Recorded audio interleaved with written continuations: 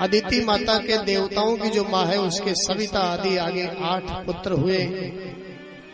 दिति माँ ने भी पुत्र की कामना करी तो पुंसवन व्रत बताया साल भर का कश्यप जी महाराज।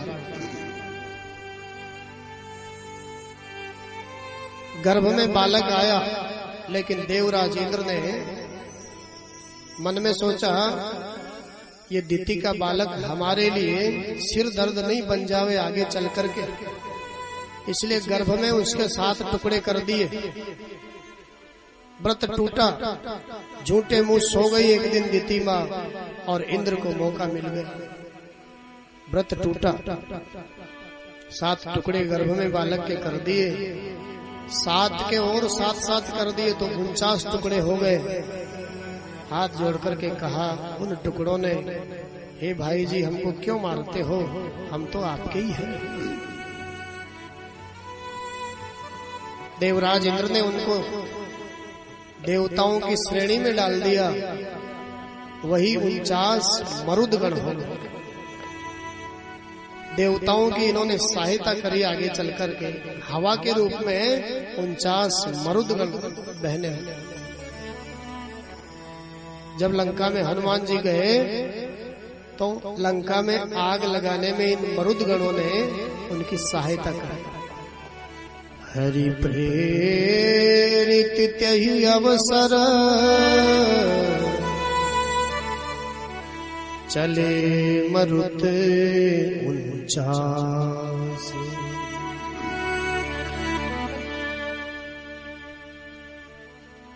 सुखदेव भगवान पावन कथा सुना रहे हैं और परीक्षित कहते हैं, गुरुजी और सब बातें ठीक है, समझ में आ रही है, लेकिन एक बात समझ में नहीं आई। कौन सी बात? गुरुजी परमात्मा के लिए तो कहा गया है वो समदर्शी है, लेकिन समदर्शिता तो दिखाई देती नहीं है परमात्मा। कैसा समदर्शी? मैंने तो अब तक की कथाओं में यही सुना है, देवताओं को भगवान ने बचा लिया और दैत्यों को भगवान ने मार दिया। देवराज इंद्र के लिए राक्षसों को क्यों मार देते हैं भगवान? वो तो समदर्शी है ना, देवता भी उनके अपने हैं और राक्षस भी उनके अपने हैं। सबके लिए समान दृष्टि होनी चाहिए ना उनकी नजर में। सुखदेव भगवान कहते हैं, परीक्षित शायद तुम समझ नहीं पाए भैया, परमात्मा समदर्शी है। सीधी सी बात यह है, भगवान किसी को नहीं मारते और किसी को जीवन नहीं देते। राम किसी को नहीं मारते, ये नहीं है उनका काम, अपने आप मर जाते हैं कर कर खोटे का। भगवान किसी को नहीं मारते। परीक्षित मैं तो तुम्हें एक और बात बताना चाहता हूँ, ये मारना तारना भगवान का काम नहीं है। मारना तारना उस ईश्वर का काम नहीं है, ये तो उनकी आंखों का कमाल है, आंखों का। सीधे अर्थों में समझे, जो परमात्मा की आंखों के सामने आ गया, चाहे वो कितना ही बड़ा पापी अत्याचारी क्यों न हो, कितना ही बड़ा राक्षस क्यों न हो, उसका तरना निश्चित है। और जो भगवान की आंखों से विमुख हो गया, वो चाहे कोई भी क्यों न हो, उसका मरना निश्चित है। एक और बात परीक्षित, भगवान के हाथों से जो राक्षस मरते हैं ना, वो मरते नहीं हैं, वो तरते हैं, क्योंकि उनके हाथों से तो मरना भी मुक्ति है। बोलिए भक्तवत्सल भगवान की जय हो। भैया केवल उस परमात्मा को भजने की पद्धति अलग है। केवल अलग अलग पद्धति है सबकी भजने की। गोपियों ने काम से भजा, हालांकि गोपियों का काम हमारे काम के जैसे नहीं था, बहुत उच्च कोटि का काम था गोपियों का। जिस काम में कृष्ण दर्शन की लालसा छुपी हुई थी, तो वह काम कोई छोटा मोटा काम नहीं है। तो गोपियों ने काम से भजा और कंस ने भय से भजा। भजने की पद्धति अलग है, लेकिन भीतर तो भाव है। कंस को इतना भय है, 24 घंटे जब भी होश आता है कृष्ण का ही चिंतन करता है। शिशुपाल आदि दैत्यों ने द्वेष से भजा उस परमात्मा को। वृष्णि वंशियों ने, यदुवंशियों ने अपने सगा संबंधी मान करके भजा। भजने की पद्धति तो अलग है।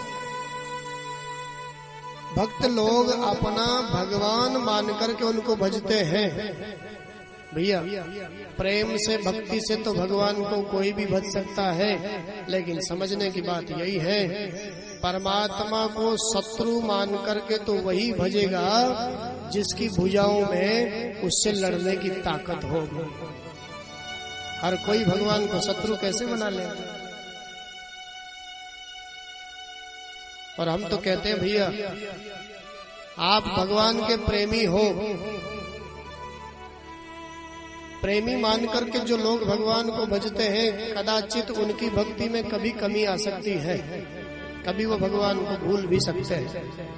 लेकिन जिन्होंने उस परमात्मा को अपना शत्रु मान लिया है, उनकी भक्ति में, उनके चिंतन में कोई कमी नहीं है, क्योंकि वह तो दिन रात 24 घंटे भूल ही नहीं पाता उस बात को। सीधी सी बात, आपकी किसी से बहुत अच्छी मित्रता है, लेकिन उस मित्र को जिससे आप प्रेम करते हो, कभी न कभी तो ऐसा मौका जीवन में आता ही है कि कभी न कभी तो उसको भूल जाते ही हो। बाद में भले क्षमा मांगो, अरे साहब इतनी व्यस्तता थी इसलिए याद नहीं कर पाए, साहब नहीं कर पाया आपको याद। लेकिन विचार करो, बीच बाजार में किसी ने आपका अपमान कर दिया हो और आपके मन ने उसको शत्रु मान लिया हो, क्या उस शत्रु को कभी जीवन में भूल पाओगे? नहीं भूल पाओगे। दिन रात 24 घंटे उठते बैठते यही याद रहेगा, कब मुझे मौका मिले और कब उस शत्रुता का मैं बदला। तो सुखदेव जी महाराज कहते हैं, राजन भैया ये तो सबके बहाने हैं, सबके अपने अपने बहाने हैं। किसी ने किस बहाने से भगवान को भजा, किसी ने किस बहाने से भजा। जैसे हिरण्यकश्यपु ने प्रहलाद को बहाना बनाया, प्रहलाद तो केवल बहाना है, बाकी भगवान का भक्त है हिरण्यकश्यपु, पूर्व जन्म में द्वारपाल है उनका। तो प्रहलाद को बहाना बना करके उस परमात्मा को भजा और अंत समय में गति को पाया। कहने का मतलब यही है परीक्षित, किसी भी प्रकार से हमारा मन एक बार उस कृष्ण से जुड़ जाए, परमात्मा से हमारा मन लग जाए, फिर तो वो परमात्मा ही नहीं छोड़ेंगे हमारे मन को। तस्मात् केनाप्युपायेन मनः कृष्णे निवेशे। एक बार हमारा मन उससे जुड़ जाए। प्रहलाद को कैसे बहाना बनाया गुरुजी, मैं सुनना चाहता हूँ इस कथा। सुखदेव भगवान कहते हैं, जब हिरण्याक्ष का उद्धार कर दिया मेरे परमात्मा वाराह ने, तो हिरण्यकश्यपु ने मन में ठान लिया, मेरे भाई की हत्या जिस नारायण ने की है उससे मैं बदला लेकर के ही मानूं। परिवार के लोगों को समझा बुझा करके आज मंदराचल की गुफा में जाकर के कठोर तपस्या कर ब्रह्मा जी महाराज को प्रसन्न करके दुर्लभ वरदान मांग। नान्तर्न बहिर्दिवानक्तम् अन्यस्मादपि चायुधे न भूमौ नाम्बरे मृत्युर्न नरैर्न मृगैरपि।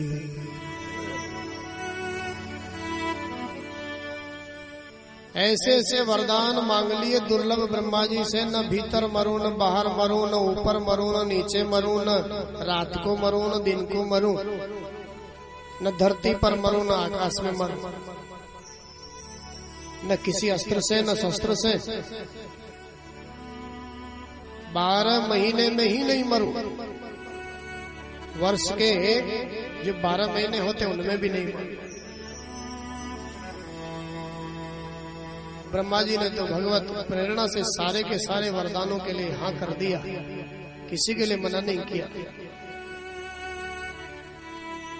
पहले अजरता अमरता का वरदान मांगा, लेकिन ब्रह्मा जी ने कहा भैया ये मेरे बस की बात नहीं है, ये तो नारायण देने वाले हैं, कोई बात नहीं। उसी अमरता के वरदान को घुमा फिरा करके मांग लिया, न भीतर न बाहर, न ऊपर न नीचे, न किसी अस्त्र से, न किसी शस्त्र से, न किसी पशु से, न किसी नर से, किसी से नहीं। वरदान प्राप्त करके आया। 3 बेटे पहले से थे, जब आया लौट करके तो चौथा बेटा और हो गया, जिसका नाम प्रहलाद। बड़े भक्त हैं भगवान प्रहलाद। जब से जन्म लिया है तब से परिस्थिति कुछ और ही है प्रहलाद की। न्यस्त क्रीडन को बालो जड़वत्तन मनस्तया कृष्ण ग्रह गृहीतात्मा न वेद जगदीदृशम। प्रहलाद के मन की स्थिति ऐसी है, प्रहलाद कभी कभी रोने लग जाते हैं, आंखों से आंसू बरसने लग जाते हैं, रोते रोते गाने लग जाते हैं, भगवान का कीर्तन गाने लग जाते हैं, गाते गाते हैं हंसने लग जाते हैं, और हंसते हंसते नाचने लग जाते हैं, अपने आप से ही बातें करते हैं। ऐसी मनस्थिति प्रहलाद की है। सुखदेव भगवान कहते हैं प्रहलाद के जीवन को कृष्ण रूपी ग्रह लग गया है। कृष्ण रूपी ग्रह प्रहलाद को पकड़ लिया, कृष्ण रूपी ग्रह। और जिसको कृष्ण रूपी ग्रह लग जाता है ना, तो उसके जीवन की स्थिति ऐसी हो जाती है, वो अपने आप से बातें करते हैं, उसको दुनिया के लोग सीधी भाषा में पागल घोषित कर देते हैं।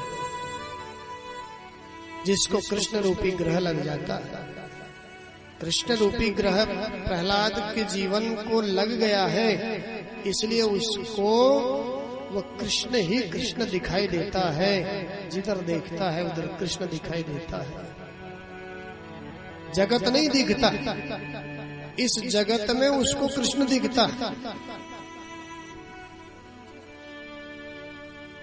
जगत में जगदीश दिखाई देता है प्रहलाद को, फर्क इतना ही है, हमको जगदीश में जगत दिखाई देता है। हम तो कभी उस जगदीश के सामने जाकर के खड़े होते हैं और आंख बंद करते हैं, उसका नाम लेने के लिए बैठते हैं, तो भी बुद्धि में ये जगत ही आता है, वो जगदीश नहीं आता। आंख बंद करते ही जगत आ जाता है, क्योंकि चिंतन ही जगत का है ना। लेकिन प्रहलाद को जगत में ही जगदीश का दर्शन होता है। और भरोसा देखो, मैंने कल की कथा में निवेदन किया था कि भरोसे का नाम ही भजन है। भरोसा कितना है प्रहलाद का, कैसा भरोसा। मेरा नारायण मेरा गोविंद हर समय मुझे अपने आलिंगन में लेकर के रखता है। दुनिया में कोई मेरा क्या बिगाड़ सकता है। हर समय वह मुझे अपने साथ रखता है। कोई क्या बिगाड़ेगा मेरा, परमात्मा मेरे साथ में है, ऐसा भरोसा। गुरुकुल में पढ़ने के लिए भेजा, एक दिन बुलाया, गोद में लेकर के पूछा, दैत्यराज हिरण्यकश्यप ने बेटे से, बेटा अब तक के अध्ययन में जो सबसे अच्छी बात तुम्हें लगी हो वो बताओ। प्रहलाद जी महाराज ने निर्भीकता से कह दिया, हे पिताजी, तत्साधु मन्ये सुरवर्य देहिना सदा समुद्विग्न धियाम सद्ग्रहा हित्वात्मपातं गृहमन्धकूपम् वनं गतो यद्धरिमाश्रयेत।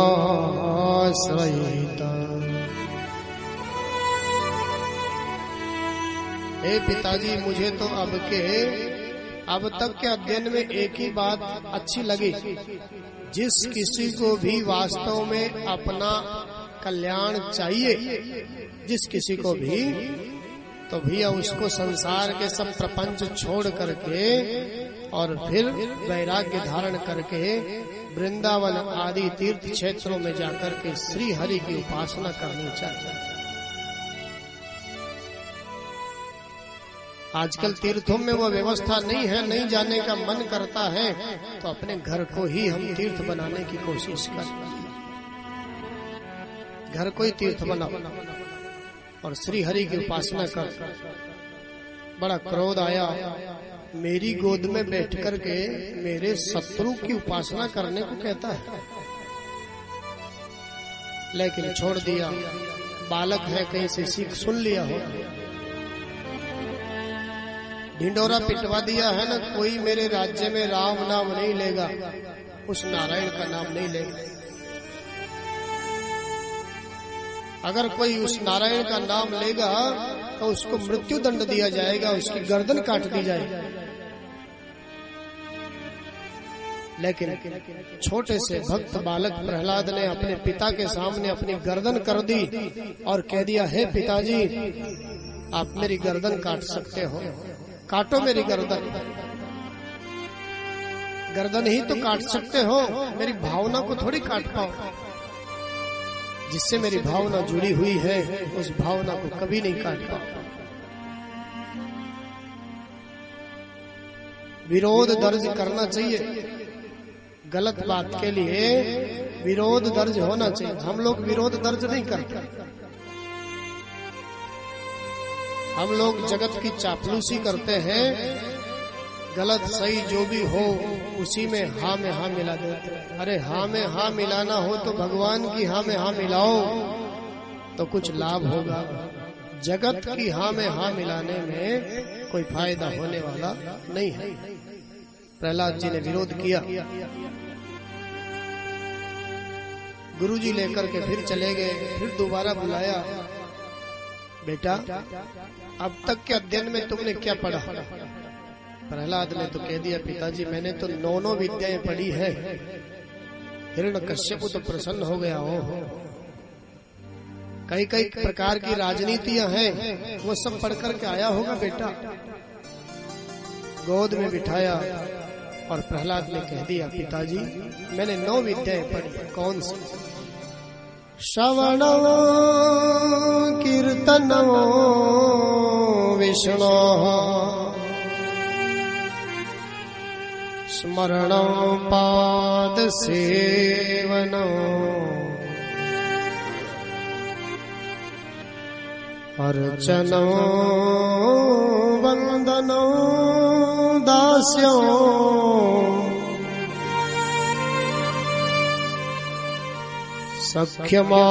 सख्यमात्मनिवेदनो सख्यमात्मनिवेदनो।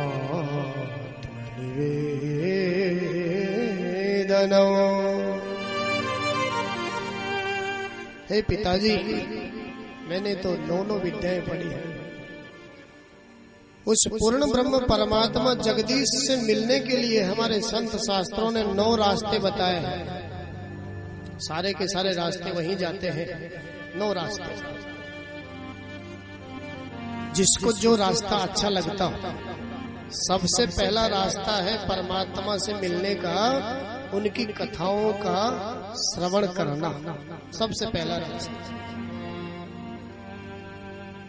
आपको कथा सुनने में आनंद आता है तो कथा में इतनी रुचि रखो, इतने भाव प्रेम से कथा सुनो, ये रास्ता आपको परमात्मा से मिला दे, पहला रास्ता। दूसरा रास्ता कीर्तन, कीर्तन से भी परमात्मा को प्राप्त कर सकते हो। 9 रास्ते हैं, जो रास्ता आपको अच्छा लगे, ध्यान करके, सुमिरन करके, चरणों की सेवा करके, उसकी अर्चना करके, ईश्वर की वंदना करके, प्रार्थना करके, उसके दास बन करके, उसके सखा बन करके। और अंतिम रास्ता है आत्मनिवेदन का, समर्पण का रास्ता, अंतिम रास्ता। जो रास्ता आपको अच्छा लगता हो, उसी रास्ते को अपनाओ और उस प्रभु तक पहुंचो। उस नारायण की उपासना के लिए 9 रास्ते हैं, जो रास्ता अच्छा लगे वही अपनाओ। दैत्यराज हिरण्यकश्यप ने गोद से नीचे गिरा दिया, क्रोधित हो गए, मारने को उतारू हो गए। लेकिन आज संडा मर्क जो गुरुजी हैं प्रहलाद के बीच में आ गए, कहने लगे महाराज एक बार क्षमा करो, हम समझाएंगे। कहां से सीखी इसने ये सब विद्या? मेरे सामने बैठ करके मेरे शत्रु का नाम बखान करता है। ले गए गुरुदेव और गुरुपुत्रों ने पूछा, दैत्यराज से कहा पूछ करके, महाराज आप कहते हो प्रहलाद को हम ये शिक्षा देते हैं, हम नहीं देते। ये शिक्षा हमारी दी हुई नहीं है। प्राकृतिक रूप से प्रहलाद के जीवन में ये शिक्षा है, हमने ये शिक्षा नहीं दी इसको।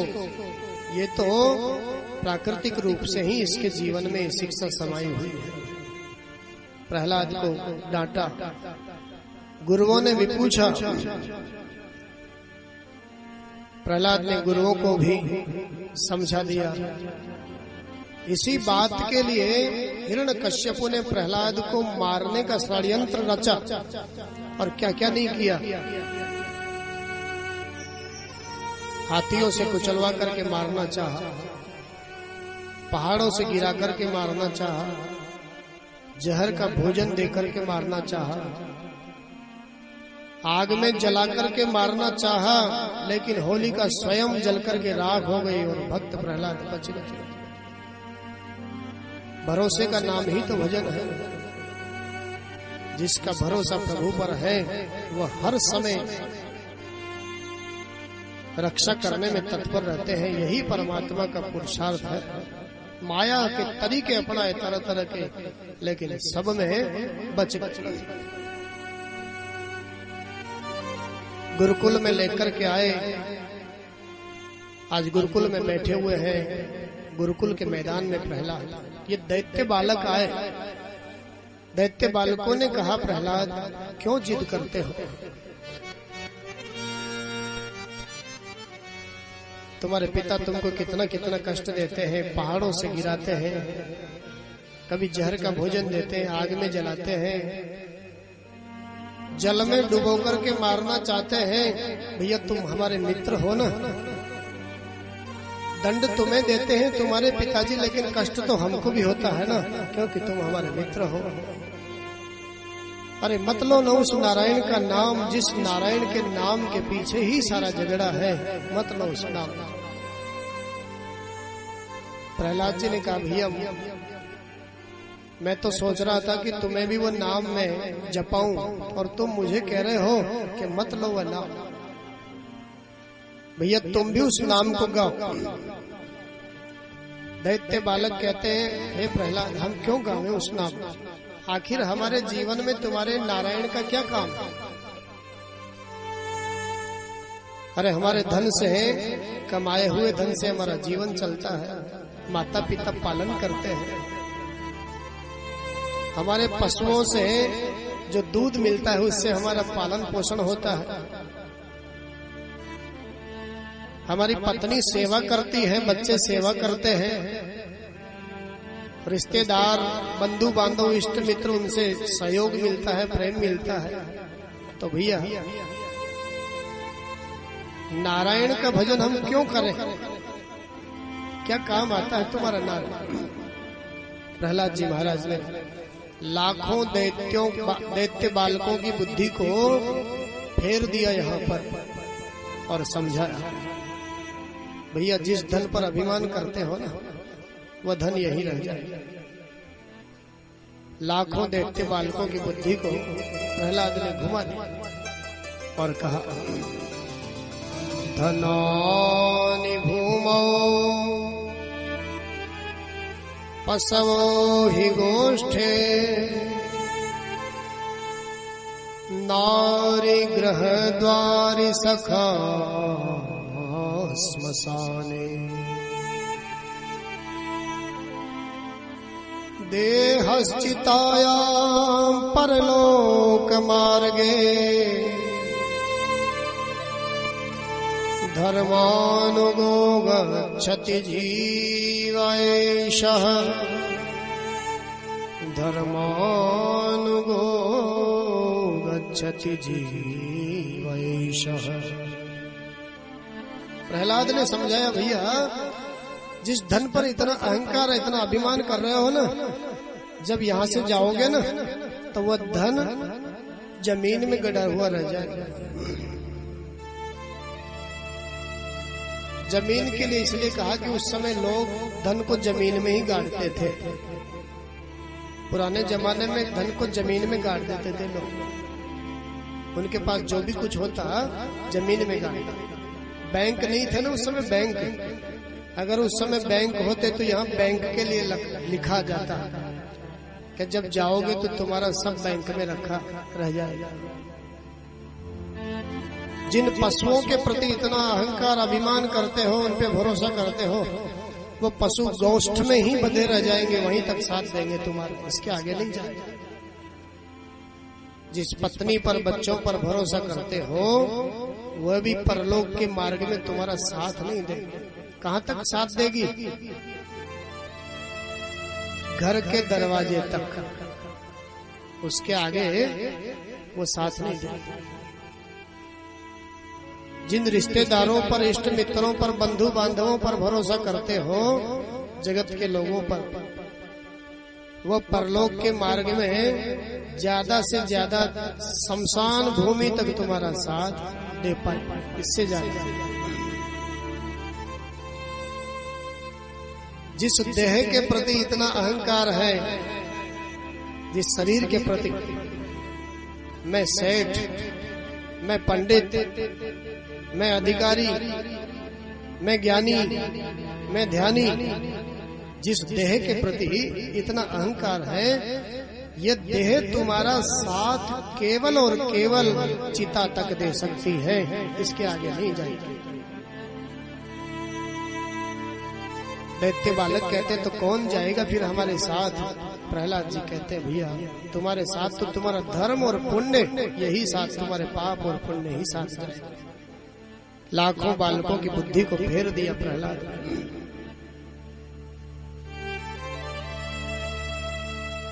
और कहा, भैया आज तो हम एक विचित्र खेल खेलेंगे। कौन सा खेल? नारायण नाम का कीर्तन करेंगे, नारायण नाम का खेल खेलेंगे। किसी ने विरोध नहीं किया। क्यों?